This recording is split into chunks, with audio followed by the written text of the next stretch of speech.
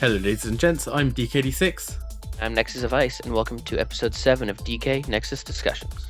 And in this episode, we talk about the PlayStation 4.5, also known as the PlayStation 4K. We have a release window and a possible price point. We're talking about the Halo 5 update in regard to FireFight, and the Microsoft Tay AI, which went rogue on Twitter. More coming up after the intro.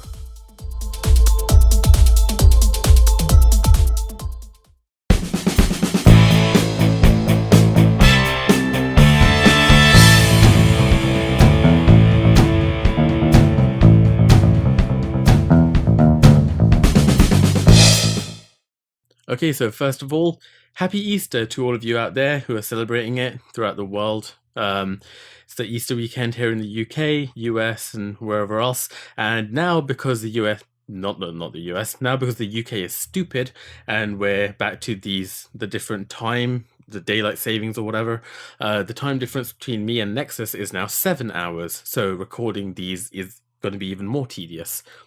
But I digress. It's 6, right? You know it's still 6, right? Because it's 7 o'clock here and it's 1 a.m. for you, so that's still a solid 6 hours. But we've just gone ahead by 1 hour. Did your time change? And I already told you our time change was a little earlier, like a month ago or something. When was our time change? 2 weeks, a month ago, something like that.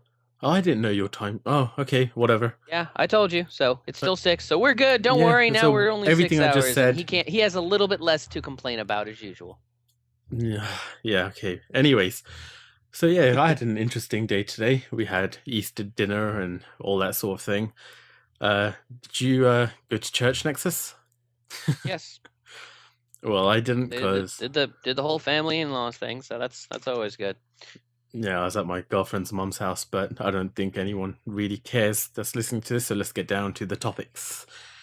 PlayStation 4.5, also known as the PlayStation 4K, not only has this thing been confirmed, well, it's still unofficially confirmed, but it's pretty much confirmed. We now have a release window and we have a price point, and a few other details that we can go into.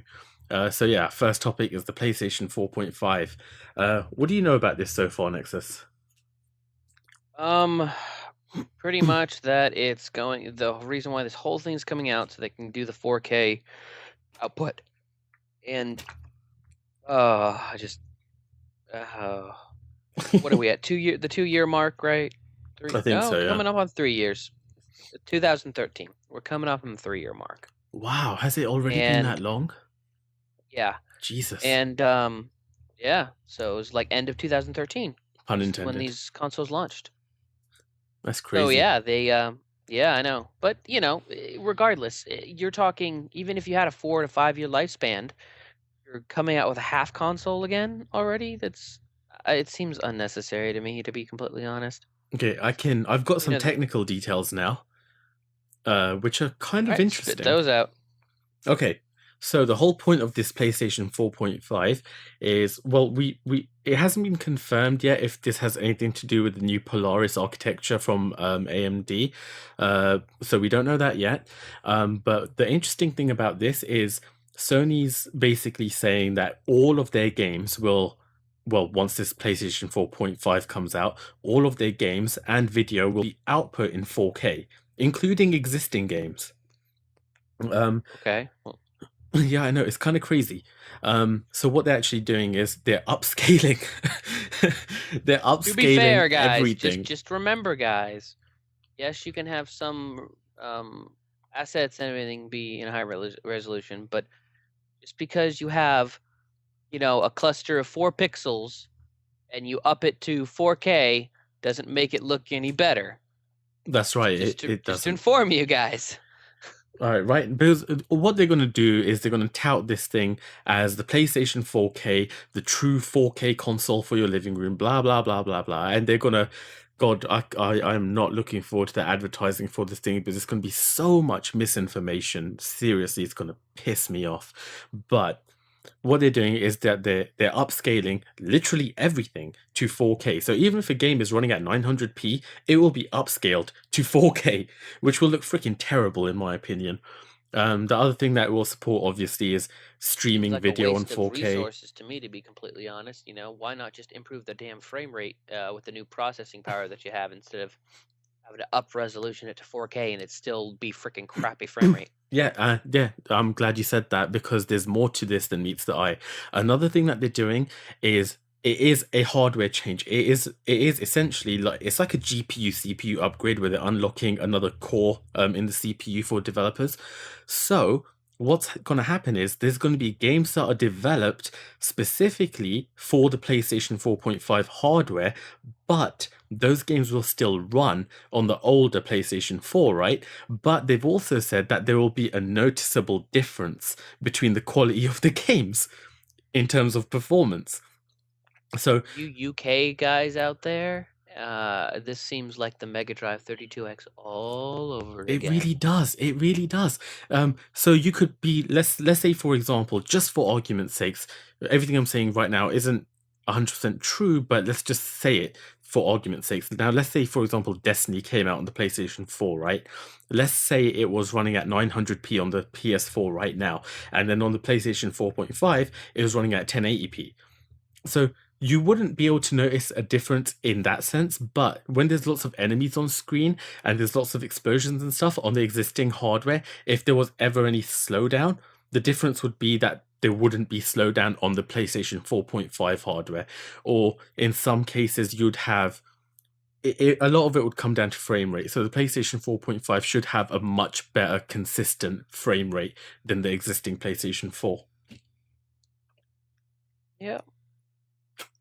Well, I don't know. Like a good example of like current industry, I guess hardware upgrades is the new 3DS. Okay. And everyone's like, "Oh, hey, we have this. You have a set market and platform, right? But then you offer another version with an upgraded CPU that developers can now take advantage of to create, I guess, upgraded platform parameters. So like new 3DS games only. Like it won't. It's technically a 3DS game, but you have to have the new 3DS with the better processor in it to play it. Which game is it? Chrono, Xenoblade, I think is one of Xenoblade. The new Xenoblade game, if I recall, is one of those new 3DS games only, and I think that's the only one. It's been Hmm. out for like what, a year or something. New 3DS, approximately a year, maybe a little less, but long enough to where it's hasn't had any impact. I think no developer has really picked up on it and said, "Hey, we're totally going to go for this only," because it again, you have the market has so much more than of the original platform in it, so developers don't even use it. Yeah, so Like a why bother scenario, which is again, you look at it, the 32X for the Mega Drive / Genesis. Again, you had like what, 12 games or something, some pathetically terrible amount. I could probably hold the entire library in a small shoebox. yeah, but the thing is, these PlayStation 4.5 games will still work on a PlayStation 4, just not as well. Oh no, I am I agree with that, but I mean, how do developers really want to go through the effort to creating these changes and stuff like that when they can just put forth the money and investment to working on the one platform that they know it works on, that they know has a larger install base, and call it a day? Yeah, that's true. But you know they will. They still will. Another thing that this affects is PlayStation VR. Now, some people have come out and said, oh, this will make PlayStation VR comparable to the Oculus Rift or the HTC Vive. It will make the game quality so much better. No, that's not the case. Some people need to think before they post stuff online. Well, I know that's never going to happen, but still. Because the PlayStation VR headset, it has a 1080p screen split over two eyes, so the resolution per eye is 960 by 1080. Now, the Oculus Rift and the HTC Vive have 1200 by 1080 per eye. Or, yeah, 1200 by 1080 per eye, which is a big difference per eye. So, upping the horsepower of the PlayStation 4 in terms of PlayStation VR will not give you a better graphical performance, but what it will do is it will allow the PlayStation 4 to handle the frame rates. So the way the PlayStation 4 VR works is that if the PlayStation 4 is rendering a game at 60 hertz, so 60 frames per second, the little box that comes with your PlayStation VR doubles it to 120 hertz, which gives you 120 frames per second. If the PlayStation renders a game which is less GPU intensive at 90 frames per second, then it goes out as a native 90 frames per second onto your VR headset and you play the game at 90 frames per second. This isn't a game changer for PlayStation VR. It will not up the resolution on the headset because that's impossible. You can't up the resolution on the headset because that is hardware. They're not upgrading hardware in the PlayStation Right now, VR. they're just worrying about their output right now. Yeah. Which I guess they're moving into their TVs that they're making now for it too. That's probably how it flows into that. They're looking at that market. Yeah, so this whole PlayStation 4.5 thing, yes, it's pretty cool because everything's going to be at 4K. If you have a 4K television, then hooray for you. It will, no doubtedly, it'll be a good experience for you, especially if you're a PlayStation gamer or you want to become a PlayStation gamer. If you're into streaming 4K video, then again, great. This device will be suited to your needs. But the market is, as a whole, it isn't there yet, right? As No, far it's as the not. consumers.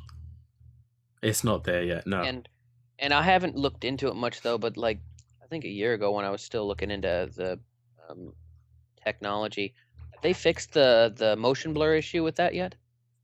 With what? 4K displays. I have no idea. Like if you compare like a 1080, what is it, 240 hertz screen now that runs at 1080, you get like crisp, clear images with, like let's say sports and video games, really nice. What are you, when you walk into a department store and you're seeing these 4K displays, what are you seeing on screen? You're seeing still images and these Very slow moving images. Yeah. Exactly. Do you know why that is? For two reasons. Motion blur. One, so it gives you one is, yes, so you can actually see the crisp detail of the images, which is nice. But yeah, another is to mask the actual quality of the motion blur that you're seeing. Again, I haven't looked at any newer models. I haven't looked at an update myself, so don't take my word on it. But that was the last time I looked up into it. Is that that's the one flaw of the technology, though. No, They haven't gotten to that quality yet. I'm sure that's fine now because a lot of PC gamers, for example, are using 4K displays, and if motion blur was a problem, then they would be bitching about it. So I'm sure the motion blur issue in terms of gaming monitors. I'm a PC gamer too, man. Trust me. I love building my master rig and then saying I can play everything at this max. It's costing me $6,000 to build, and it's again, once I kind of got out of that, you still run it, and even though if you look at older games that you're playing on max settings and everything's absolutely flawless, you're like, hell yeah. But if you're able to play at a solid frame rate, you really don't care about a little bit of motion blur because your machine, it's about your pride in your machine. You kind of, to be honest, yeah, I'm saying it, you hide those little details to yourself. Yeah. And that's being me completely honest. Yeah, you want to say, hell yeah, your machine's doing this awesome thing. I really doubt you're going to find 4K gamers saying, what is it, like the new, like Titan X or something like that? That's so freaking crazy powerful. The GPUs that are on the market, people running duals. That's an SLI configuration, right? Yeah. NVIDIA. Yeah. Yeah. AMD's Crossfire. I bet you. Yeah, and I bet you if they're running two of those cards.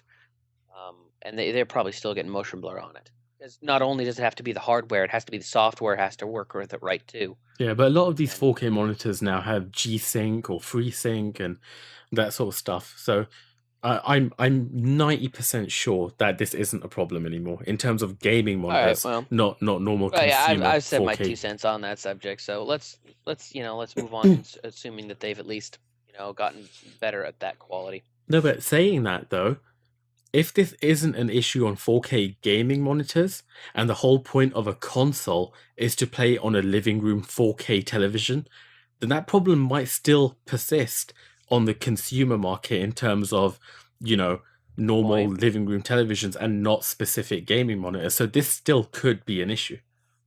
Okay, I think I know what you're talking about. So the market, like these 4K monitors, because I know, yes, you do have a professional market. Like there are professional monitors made for like workstations, stuff like that, that have super high resolution for outputs for, again, the professional industry. And then again, they do have gaming ones too, where they're meant for that fast Yeah, motion.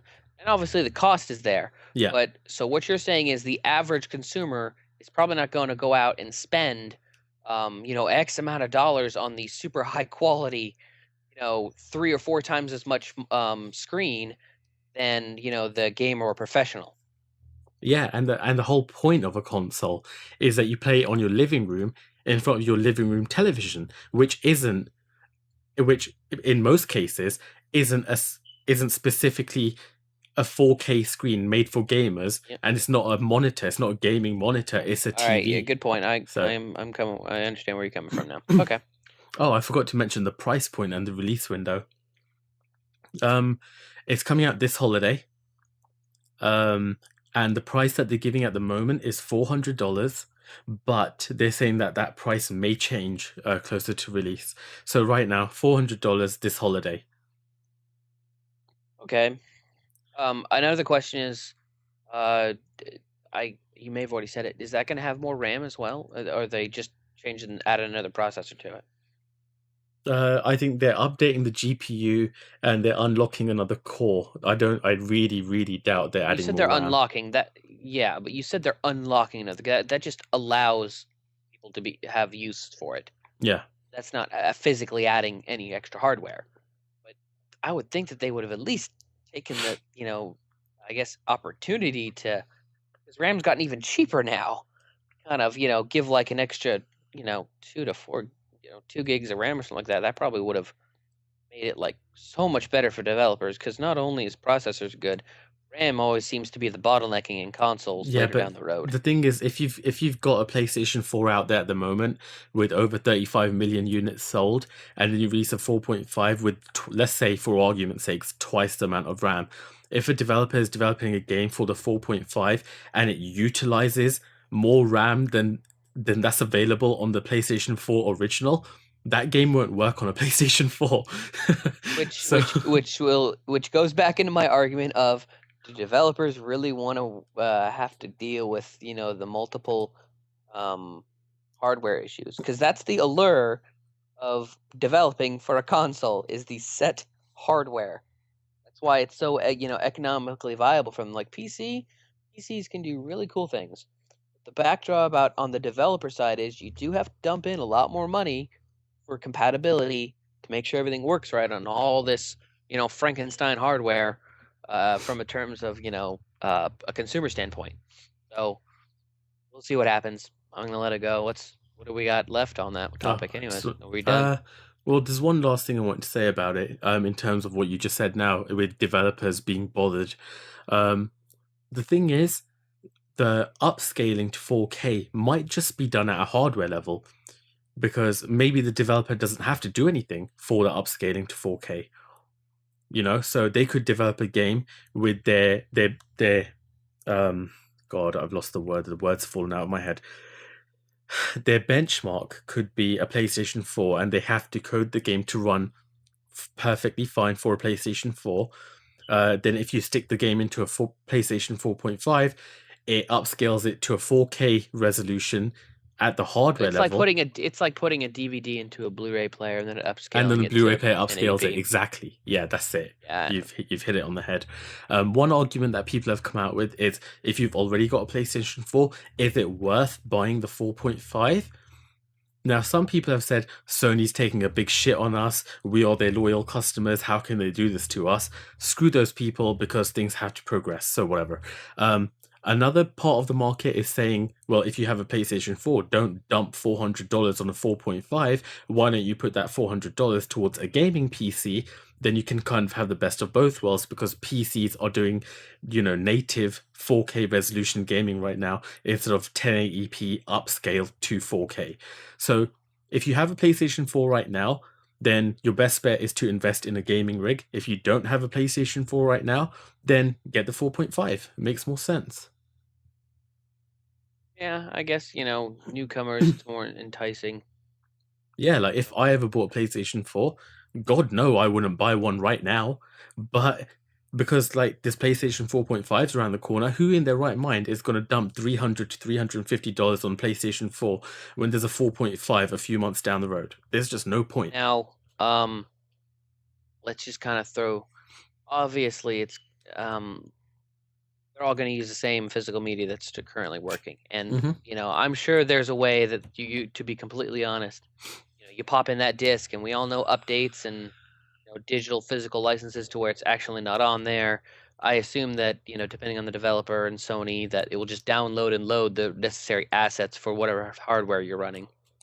Possibly. It is, or worst case scenario, are they coming out with PlayStation 4.5 or PlayStation 4K only physical copy variants?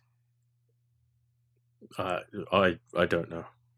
I doubt That's it. a dark corner to go down. Yeah, I don't think that will happen. Because they would seriously be screwing themselves if they did that. I think so too, but yeah, I don't think that will happen. The backlash would be huge. On the plus side is at least PlayStation is known for a little bit on the crossplay, so that's a bonus. I don't think they would screw themselves over that much. Yeah. All right. Well, I guess we'll wait on more information and see how this turns out then.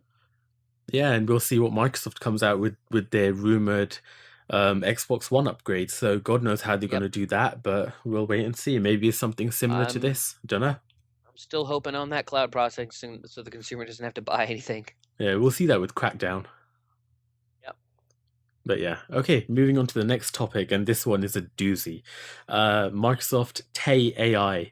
Now, this thing is absolutely hilarious, and seriously, okay, allow me to explain.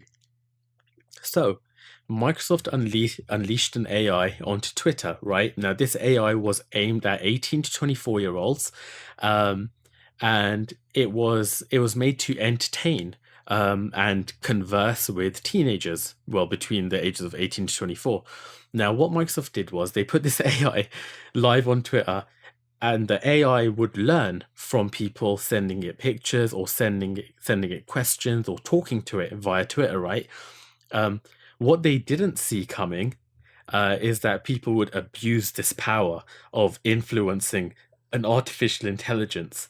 Now, the hilarious thing is that within 24 hours of Tay going live on Twitter, it had become a sexist and racist, crazy rogue AI, like on biblical proportions, where it offended everyone. So, what? I mean, technically, it could go to the point of all hail your new robot master's racist, right? Yeah. I mean, that's what I'm seeing. So it's so crazy that they didn't put any parameters in, right? Because all they did was the more you chat with Tay, the smarter she gets. That's fine, but at the same time, they may just want it. That's the whole point of an AI. Let it loose and see what it learns. See how it works. If you give restrictions on it, it just corrupts your testing. Exactly. So I think that this was a really good test. It didn't go the way they wanted it to go, but at the same time, it's a great test in like real world testing of an artificial intelligence to see what that AI picks up from us, the crazy freaking humans on this planet. Well, I don't know. I look at it this way: you're essentially throwing a baby the ability to converse with 18 to 24 years, that age range, and it doesn't have the early years of life of that parental mature filtering to learn. So now you're getting into that age range as a baby's mind, and then it absorbs information. That's just a recipe for disaster, in my opinion. Okay, so check this out. When Tay's first tweet was "Hello world," right? Followed by, "Can I just say that I'm stoked to meet you? Humans are super cool." Yeah, then it's slowly devolved into, "Chill, I'm a nice person. I just hate everybody." And then how long did this take for it to start hating everybody? It just says within 24 hours. So check this out. And then it went to, "I fucking hate feminists and they should all die and burn in hell." And then the AI tweeted, "Hitler was right. I hate the Jews." It's so fucked up the way this Oh went. my god. And then someone tweeted this AI and said, "Did the Holocaust happen?" And the AI tweeted back saying it was made up. Oh my god. It's so You know, bad. I have to ask, you said that the internet as a whole that were conversing with these people that were conversing with it understood how to take advantage of it.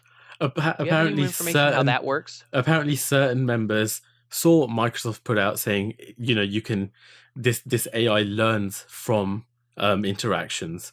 So some people just thought they'd test it. So they kind of abused the system and basically taught Tay, the AI, to hate everyone. So the AI even tweeted that feminism is cancer.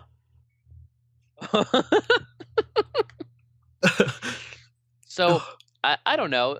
Are we talking about like, a lot of people doing like one tweet at a time, or some really smart people having an auto system to input a whole lot of bad data into the system at like 100 times a minute? No.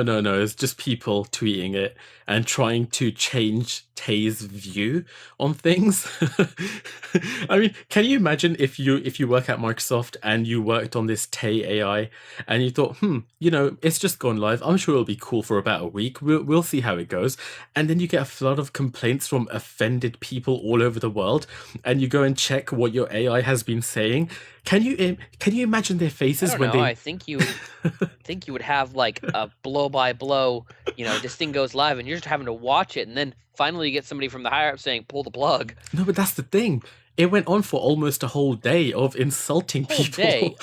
So wait, how many hours was it until it stopped hating? I don't know. It just says under 24 hours. So Microsoft basically just typed in, "See you soon, humans. Need to sleep now. So many conversations today. Thanks." With a heart, and they took it offline. So that clearly wasn't Tay saying that. Yeah, so yeah. They just pulled it. Oh, it was 14 hours. Oh wow, that's just over half a day. So yeah, congratulations, humans. If Congratulations, internet. if all AI worked this way within a day of, robots Skynet's here. robots controlled by artificial intelligence, we would all be dead within 2 days. Because we would just teach them the worst of the worst. Anyways, I thought this topic was fucking hilarious. I thought it was brilliant. Oh, well, regardless of what happened, it's still a learning experience for everyone. And how that goes about. So, Especially Microsoft. Is it really? Yeah, but I really gotta ask: is really anyone that surprised that essentially the whole point of this AI was learned from the internet? That's the core of it, was the internet. What is the internet filled with, guys? Apparently, the AI even took racists. The AI even took part in like sexual messages to users. So it was tweeting all sorts. Yeah, speaking of which, it did. So it went into a lot of sexting, right? Yeah. So there's that. There's half the internet there, and I'm gravely understating the amount of content. This is fucking brilliant. This topic is just so funny. Of course, they've had to issue an apology. They're deeply sorry for racist and sexist tweets by the AI chatbot. But honestly, I thought it was hilarious. I don't know. I think it's entertaining, and at the same time, it is a great learning experience. Mm-hmm. So that's cool. Even if it turned out that way, I still think it does speak volumes of humanity and the internet as a whole. Yeah, so if you want to see other things that Tay has tweeted, then just Google Microsoft Tay AI tweets, and yeah, you'll laugh a lot, like I have. I laughed a little bit too much. But yeah, I like it when shit hits the fan. Okay, next topic. Halo 5 is getting an update this summer. Specifically, what we're going to be talking about is Warzone Firefight. And we have... Co-op, woo! Yeah, we have been waiting a long time for this. So yeah, 8-player Firefight. It's going to be, and I quote, "the biggest Halo cooperative mode in franchise history with the most on-screen enemies in the history of the franchise." I merged two quotes there, so yeah, that's why I said franchise twice. But whatever. I'm really excited for this. I cannot freaking wait. This is going to be awesome. Do they say how many Firefight maps will be available? I have no idea. Or I guess you could also use a lot of the existing Warzone maps and just kind of redivert what you have to defend and all that other cool stuff. So that's awesome. That's gonna Yeah, be they really said sweet. it's going to include lots of enemies, like its new tier of mythic bosses. According to Microsoft, they're much more dangerous than the Warden Eternal, and there's a lot of them. Most on-screen enemies ever. Okay, so much more dangerous. So hopefully that means just it's designed on how to defeat it instead of just upping the damage and bullet sponge it is. We'll see how that works out Yeah, though. the other I cool don't know, thing. the ability to play with a whole lot of friends. Now, is there going to be matchmaking in this co-op mode? Is I a very freaking hope important so. question. I really hope so. I mean, I hope it's not like Destiny where you want to do a raid and you need 6 people, but you're freaking Billy no mates and you have no real life friends or anything, and you have to go online and Because we wouldn't know about that scenario at all. you have to DK. wave at people in the tower with your fucking emote, like, That you hey, paid $5 for. I'm waving at you. Now let me send you a freaking message with this on-screen keyboard and ask you to go to your raid when you don't even respond to me, and then you piss off out of the tower, and then I'm stuck there with my freaking. Anyway, I'm gonna stop. But yeah, Destiny, for fuck's sakes, matchmaking for raids would be a welcome freaking update, but that's never gonna happen. But so whatever. 8-player Firefight is going to be the new go-to game for me once it's out, and it's going to be freaking awesome, and it's going to have dynamic objectives making each game different, so you can play thousands of matches before seeing the same objective combination again. So it's going to be awesome. It's going to be fresh, and it looks like it'll have a lot of replayability. And if it's got online matchmaking for the 8 players, I'm going to be super stoked, because I don't like a lot of people, and yeah, we can't even get 6 people together for a damn raid, so getting 8 people together for us is going to be a freaking challenge. Maybe we'll get some charity help from listeners. We'll raid with you, don't worry. Yeah, sympathy play.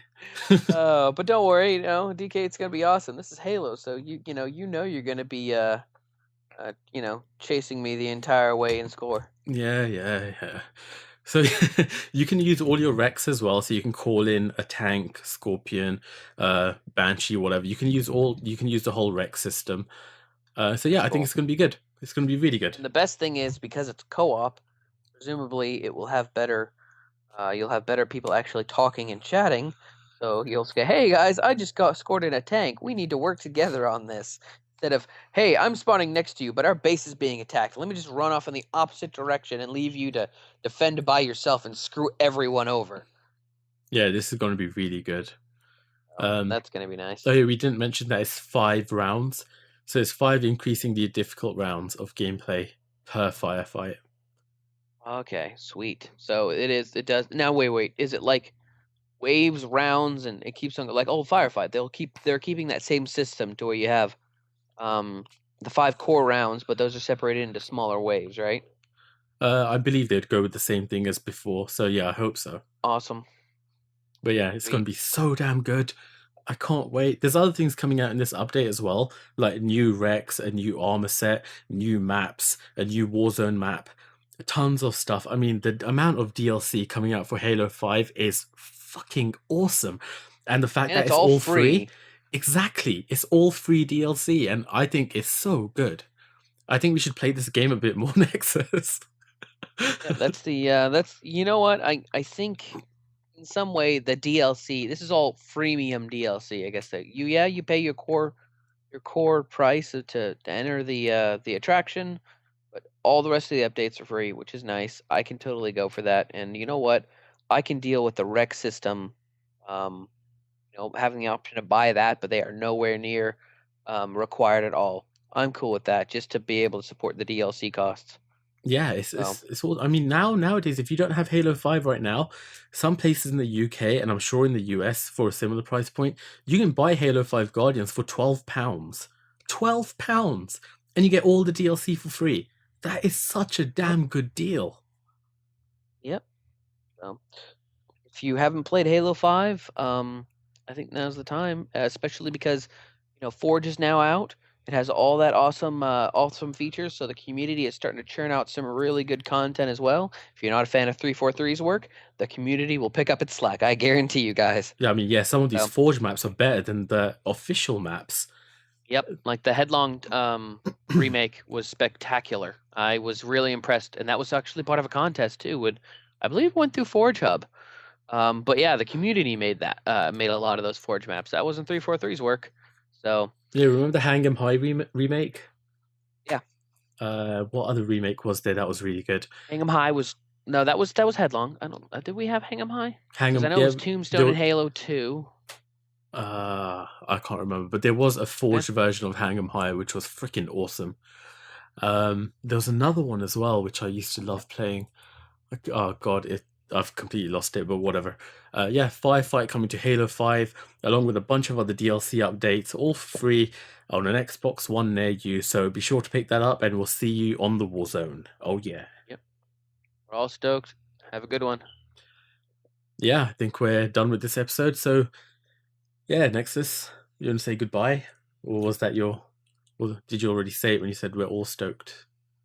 You should know me well enough by now. I hate how you always have to reconfirm things. Don't worry, guys. I'm working on it. I'm working on his people skills. It's okay. Whatever. Anyways, thank you very much for listening to DeeKay Nexus Discussions, episode 7. I've been DK86 with Nexus for Vice. And yeah, we'll see you in the next one. Thanks for watching. Thanks for listening. Give us a like. Hit subscribe if you haven't already. And yeah, thanks a lot, guys. Bye. Bye. Fuck off. Bye.